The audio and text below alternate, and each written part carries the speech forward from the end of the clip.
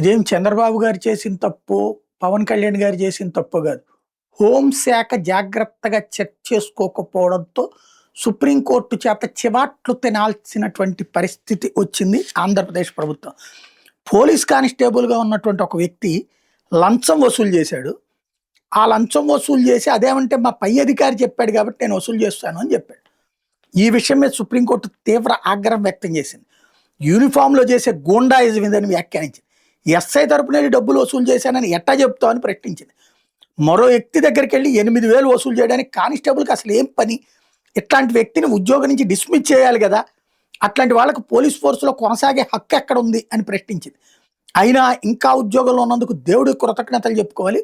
అసలు ఆంధ్రప్రదేశ్ ప్రభుత్వం మీ పట్ల మెతకగా ఎందుకుందో తెలియటం లేదంటూ సుప్రీంకోర్టు న్యాయమూర్తి జస్టిస్ అహసానుద్దీన్ అమానుల్లా ఆంధ్రప్రదేశ్కి చెందిన ఓ కానిస్టేబుల్ మీద క్రమశిక్షణ చర్యల కేసు విచారణ సందర్భంగా వ్యాఖ్యానించారు.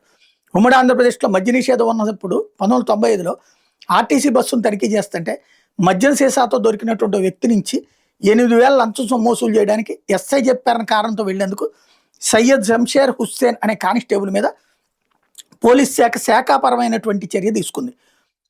విచారణ చేపట్టింది. 3 ఇంక్రిమెంట్లు ఆపేసింది. అది తన పింఛన్ మీద ప్రభావం చూపనున్నందున ఆ నిర్ణయాన్ని కొట్టేయాలని కోరుతూ హైకోర్టును ఆశ్రయిస్తే అక్కడ వ్యతిరేకంగా తీర్పు వచ్చింది.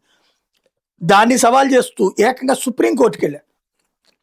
ఇప్పుడు ఆ సుప్రీంకోర్టులో అహసానుద్దీన్ అమానుల్లా, ఆర్ మహదేవన్ జడ్జీలకు సంబంధించిన ధర్మాసనం విచారించింది.